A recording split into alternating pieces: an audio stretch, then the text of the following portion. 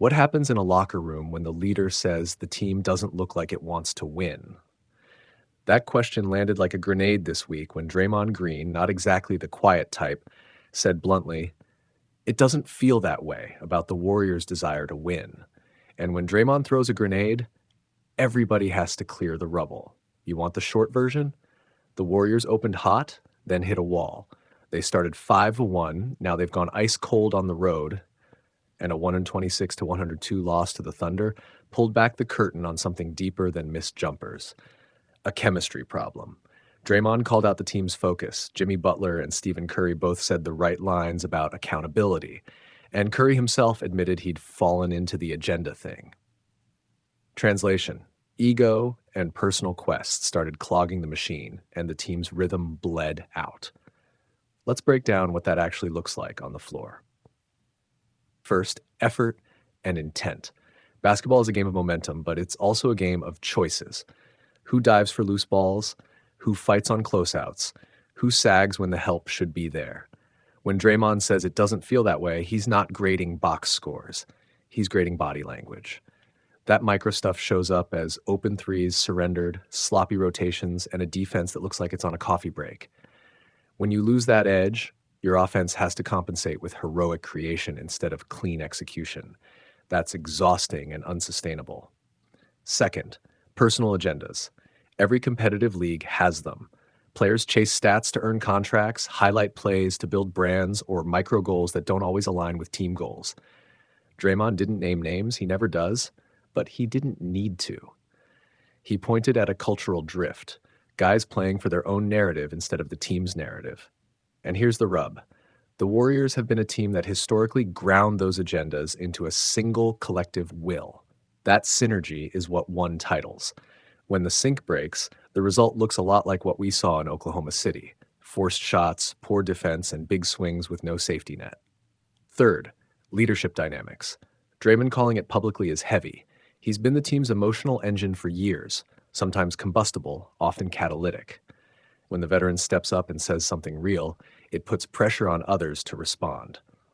Curry's comment was telling. He confessed to falling into the same trap. That's rare humility from a superstar. It's also an admission that the problem isn't one player deep. When your best player owns part of the issue, it both diffuses targeted blame and raises the standard for everyone else. If Curry is admitting error, the expectation is the rest will respond in kind. Now let's zoom out and look at the structural causes. The Warriors have had a season of small disruptions, injuries, minutes management, and the slow accretion of new roles. Teams adapt when the core is stable and the supporting cast knows exactly what to do. Right now, rotations feel half-baked. Some young wings are still learning to read the coverages, bench chemistry isn't firing, and the spacing that usually makes Curry's game breathable has been inconsistent. When spacing is off, Curry gets trapped, defenders crowd the paint, and everything becomes harder. The ball stops moving and the game becomes more about individual brilliance than system execution. There's also the statistical mirror. Draymond's scoring is down, and his usage has shifted toward facilitating rather than hunting points. That's not a bad thing. It's often the mark of a mature player willing to adjust, but it does change team rhythm. You need everyone else to pick up the slack. If the supporting crew mitigates that with improved shooting and smarter decision-making, you're fine. If they don't, the team looks like it did against OKC, disjointed and frustrated. So what's the fix? Fast and practical, not platitudes? First, hit the fundamentals hard. For a week, make practice about no-dribble entry passes, closeout mechanics, and defensive communication. Make drills boring and punitive, the kind that gears your muscle memory into clean, repeatable actions. Second, simplify the reads. When your offense is sputtering, return to the basics. Curl and pop actions for Curry, more high-screen ball screens that create separation, and quick-hitting sets that reward cutting rather than ISO creation. Third, accountability rituals. Players need a concrete, non-theatrical mechanism to own mistakes in public and commit to fix them in private. A short film room segment after practice where each player lists one habit to correct and how they'll do it. But there's a subtler surgical move. Reset the culture around personal agendas. That's not kill creativity. It's incentivizing actions that help the team at the moment. Rotations win games. Good shots come from motion, not ego. Coaches and veterans must reward the pass that leads to easy points over the isolation that ends in a contested jumper. The reward system can be as simple as minutes and trust. When you make the play the team needs, you stay in the rotation. When you chase a stat line, you lose your spot until you earn it back. We also need to talk about the emotional reset. Draymond's voice cracked the door open. Now someone has to walk through it with clarity, not heat. Steph's admission is a starting point. The next step is a public but brief team declaration. We fix this together. Not a press release. A 5-minute huddle where the veterans, led by Curry and Green, set daily standards. How hard we work, how quick our rotations are, how we speak on defense. That sounds theatrical, but organized reminders have real power when repeated. The Warriors have historically responded to reminders because their identity is durable, not fragile. Re-anchoring that identity is the quickest route to change.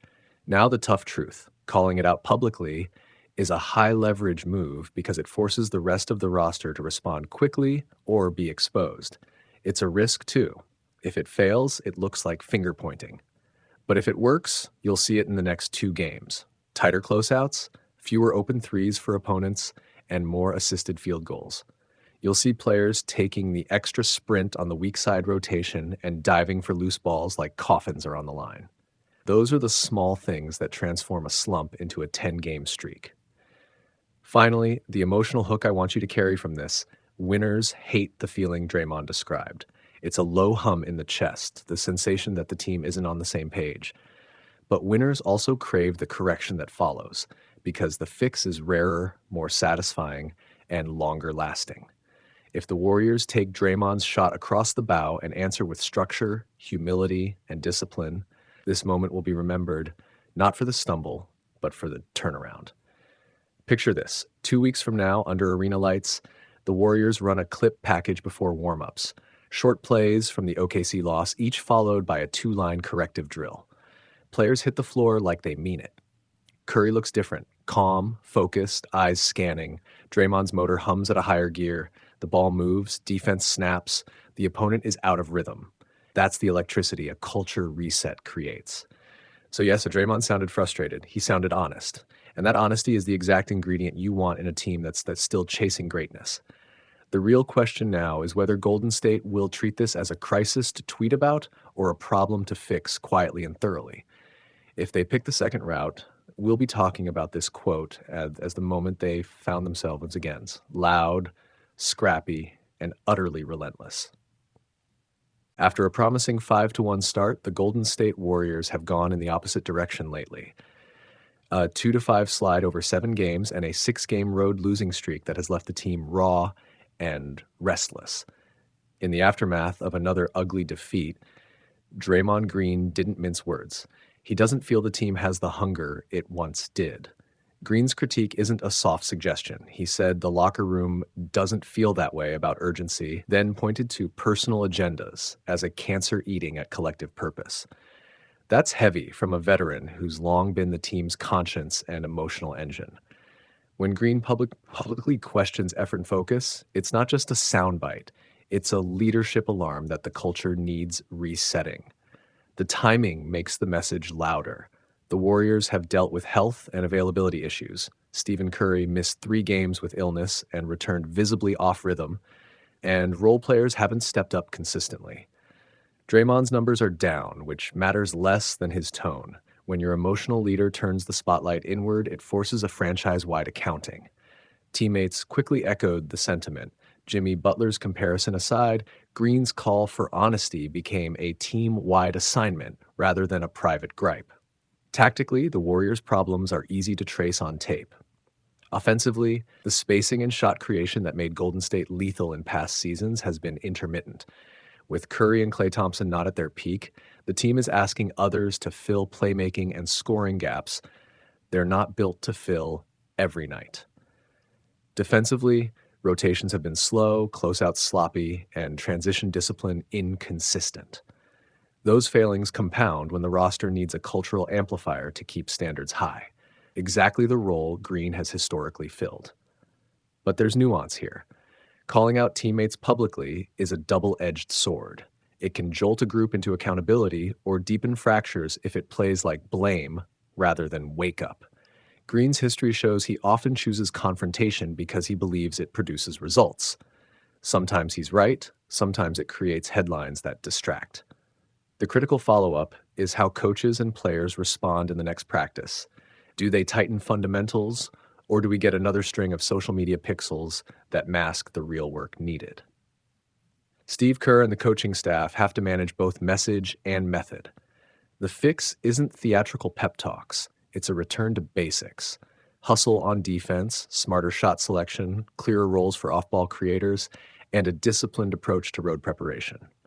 If leadership from within the locker room can align with coaching adjustments, this slump can be a blip. If not, the Warriors' early optimism could fade into a season of what-ifs. Ultimately, Draymond's comments are an invitation. They force ownership